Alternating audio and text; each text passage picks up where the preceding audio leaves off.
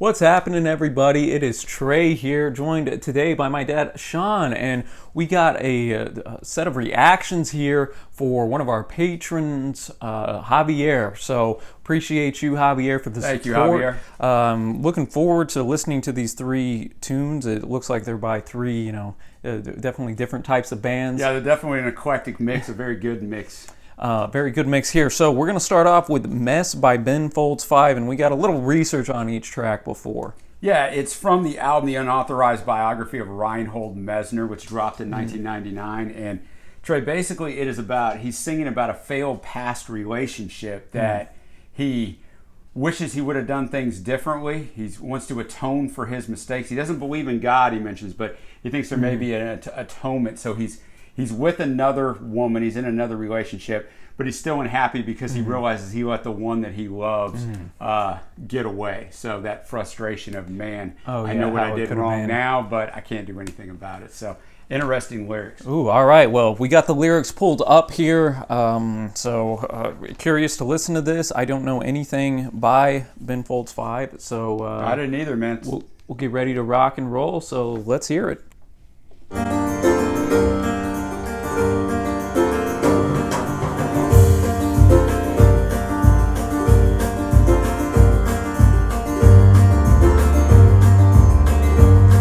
I already like the piano coming in.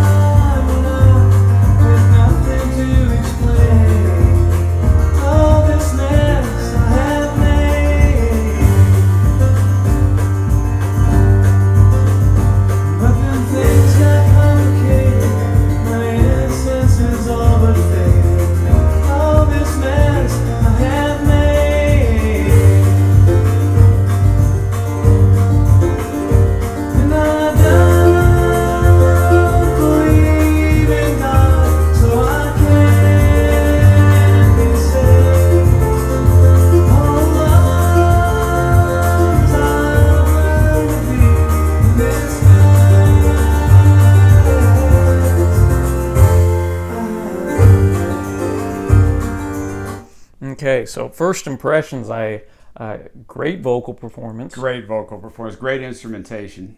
And very hard on your sleeve type of lyrics, which is something I enjoy. He says he doesn't believe in God, so he can't be saved, which is an interesting note because, usually some people think that if they don't believe in God, like they don't need to be saved, but this guy feels like he needs to be saved. And then all alone, as I've learned to be in this mess I have made. So he has so much sorrow. Yeah, that's a good word for it. Putting himself in that situation. I like that, man. Let's keep rocking.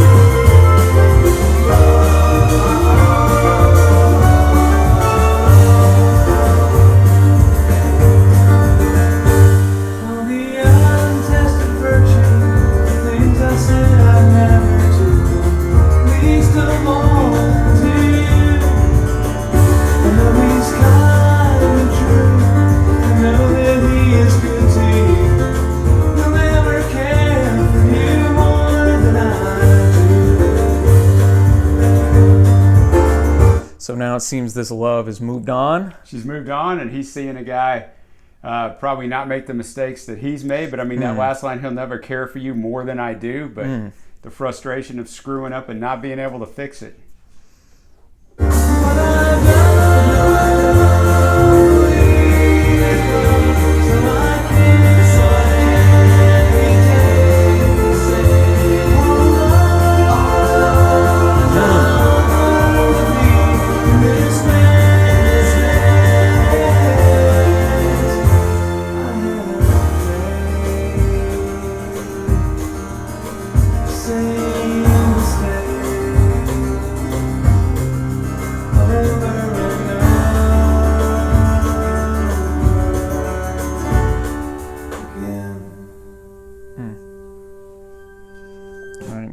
it to a stop in the music. I like the background vocals in there in that verse. Pretty powerful. Yeah, it's an excellently put together song, man. All the way around, very well produced. All right, I'm curious now that the music all stopped. What we got?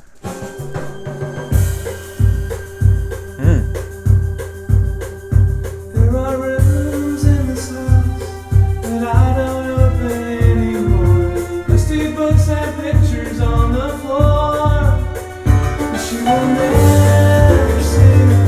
She'll never see that part of me. I wanna be for her what I could never be for you. And I don't believe in God, so I did say, all the world to be this man.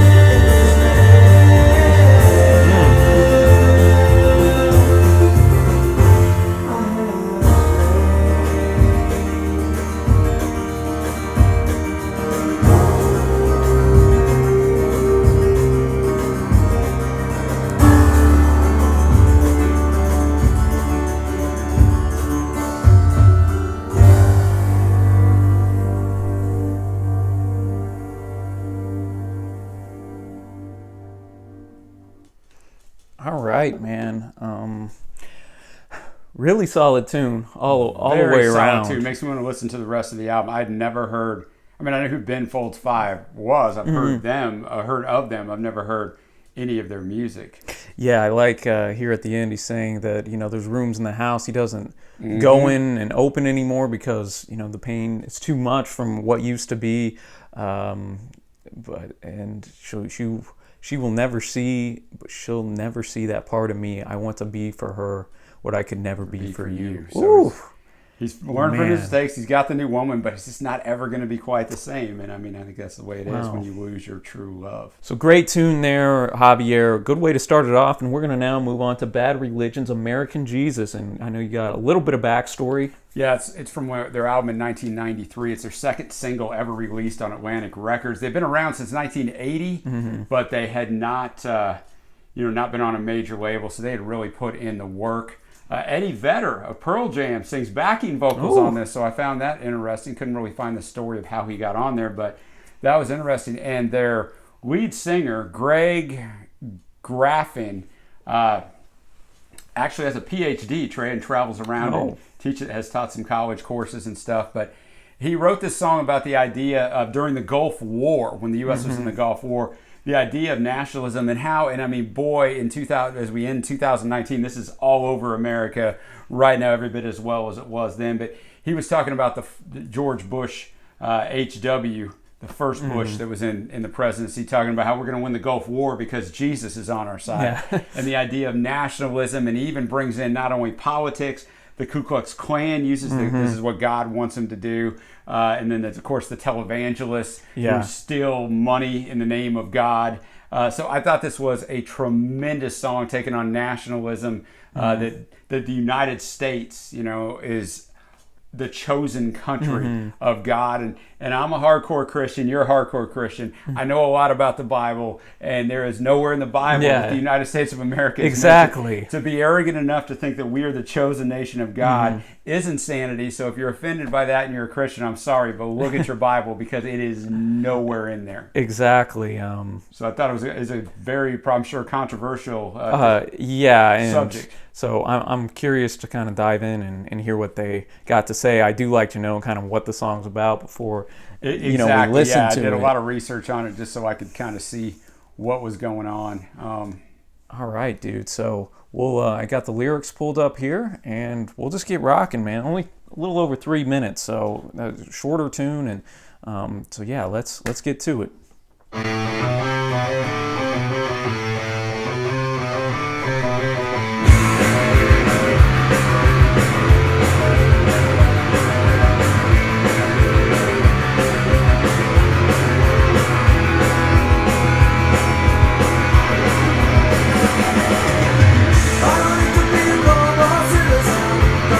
Nationality.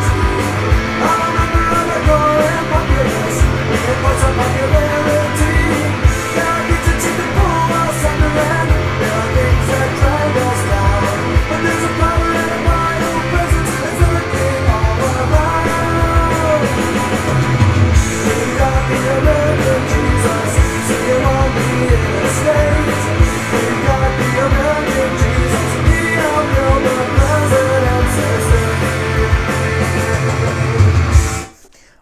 So starting off, it has definitely a punk rock Yeah, flair. Green Day-ish type of Yeah, sound that's to what it. I was gonna say. I think Green Day definitely took a lot of influence Yeah, I from would these think, guys. man. I would definitely think. And yeah, just starting right off the bat, I'm a member of a growing populace. We enforce our popularity, how the United States kind of enforces our policies and morals on other countries. Moral police of the world, exactly, from day one, just about. And then we got the American Jesus, see him on the interstate. He helped build the president's estate. Obviously, especially the Conservative Party likes to prop up the Christianity a bit. And don't get me wrong, like I said, we're hardcore Christians, Yeah. and I feel very blessed to live in the United States of America. So it's not an anti-Christian by any means, and it's not an anti-America by any means. But it's the way it's misused for other people to gain. 'Cause sometimes you wonder, like, are these people in power? I mean, it's not for me to judge, but you kind of look at their actions. Are they really Christians, or are they just trying to use the American Jesus to get the Christian vote? To get the Christian vote, and that's what this is all about right here. All right, no, I'm digging it so far.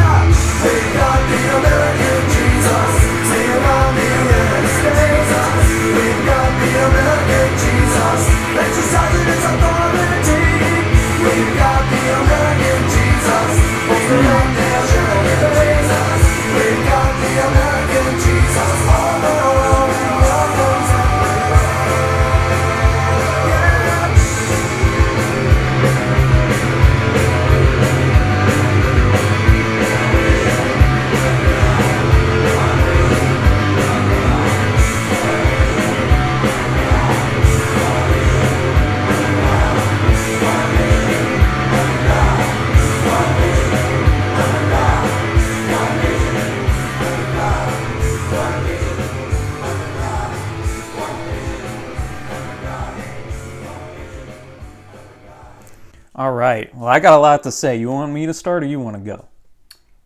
You can go. Okay. If you got a lot to say, I mean, you'll probably sum up what I got. We'll interplay.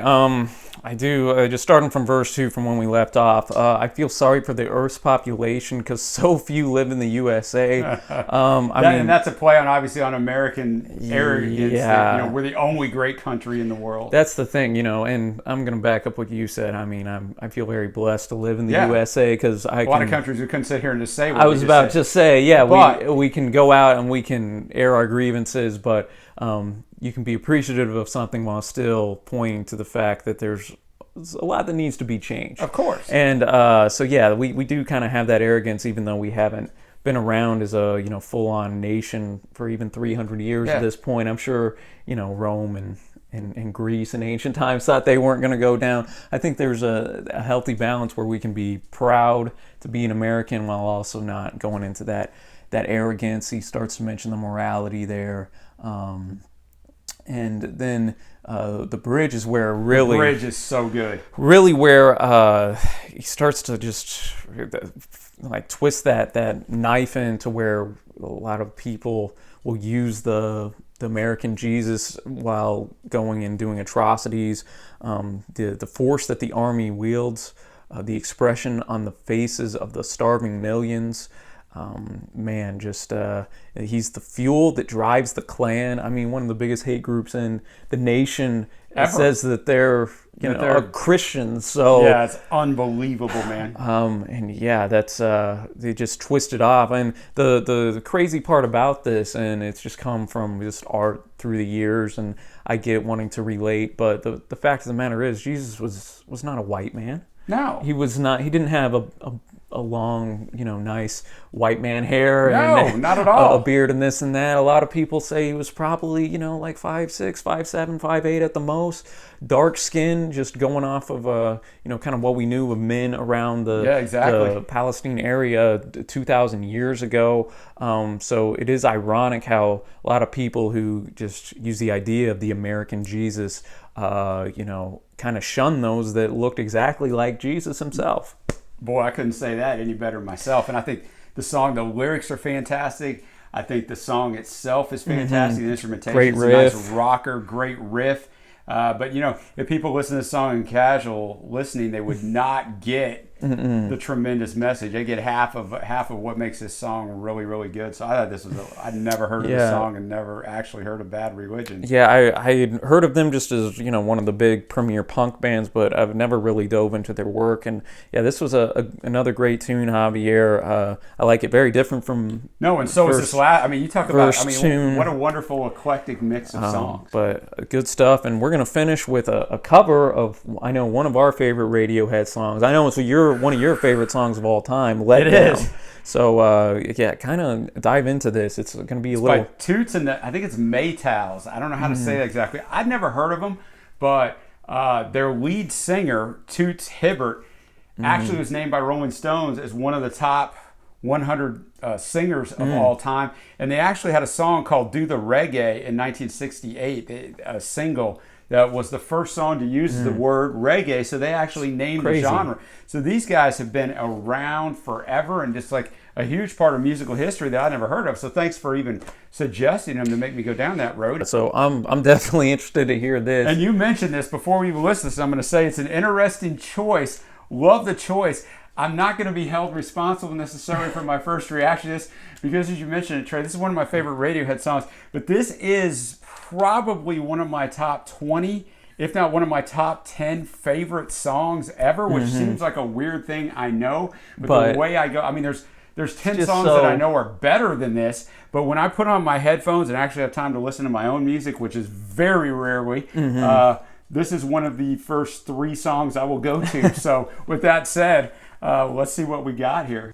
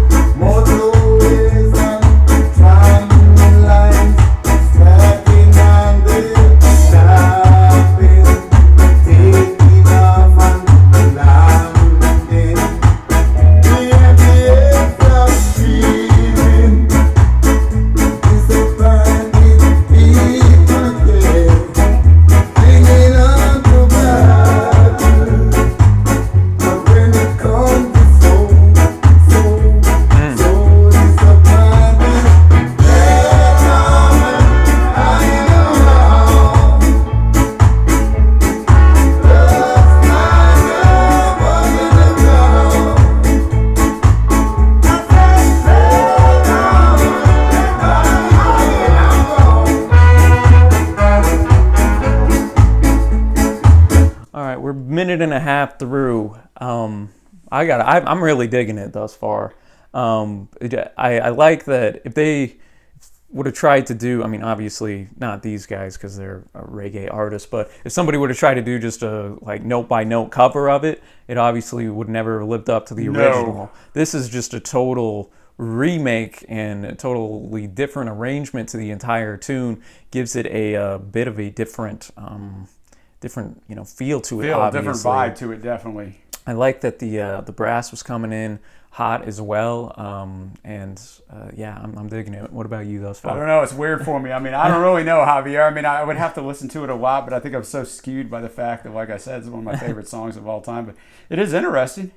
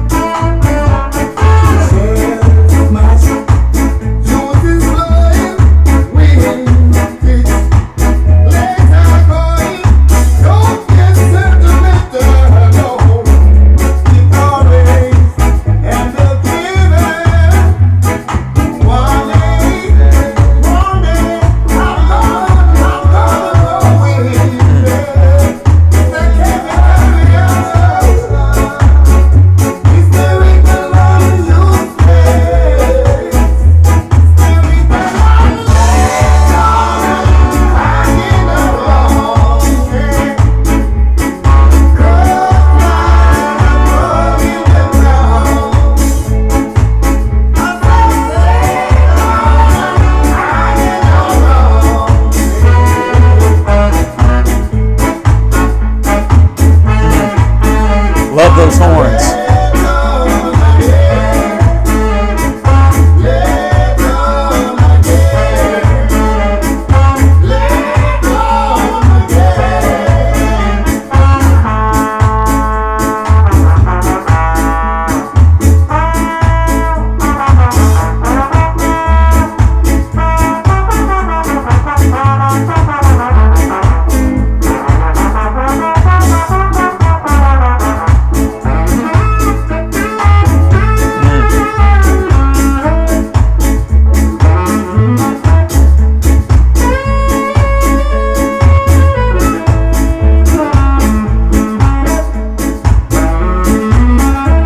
Wonderful.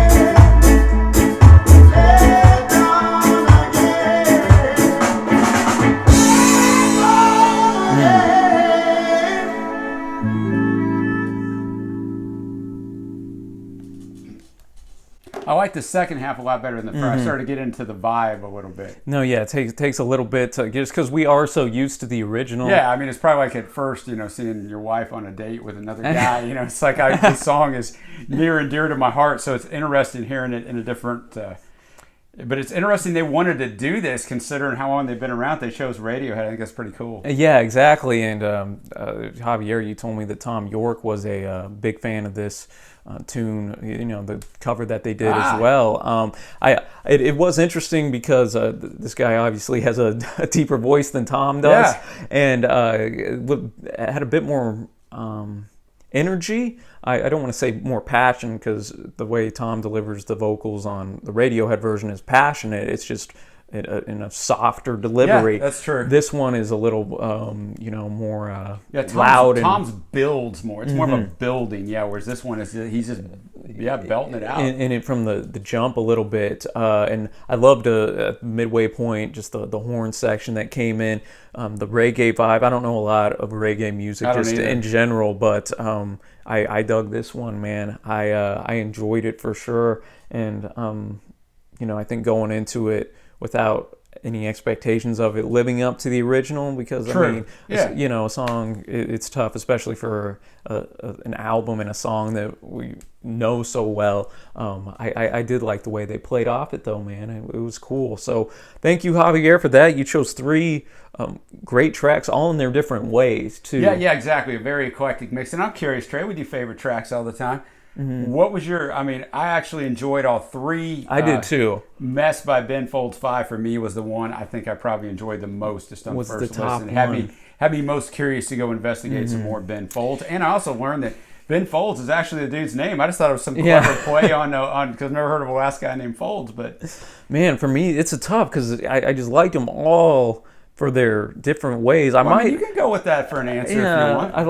I might actually say this letdown cover, because there you go. I want to go now and Listen to the album. Yeah, listen I'd to be interested in that as well, since we know OK Computer so well. See how they do, you know, Karma Police, Paranoid Android, especially with how progressive that track is, how it interplays with the reggae. So very cool stuff, man. Thank you, Javier. Yeah, thank you. This was fun. It's the first one of these we've done in this format from a Patreon. Yeah, subscriber. exactly. So that was neat, and hope you enjoyed it, man, and appreciate your support. If you'd like to check out our Patreon page, links down below. You can see all the different reward tiers there if you'd like to support us. We really appreciate it. Helps the channel keep rocking, Yes. built on the back of people like Javier and our patrons. So all that to say, man, I guess we will catch y'all down the road, and until next time, see ya.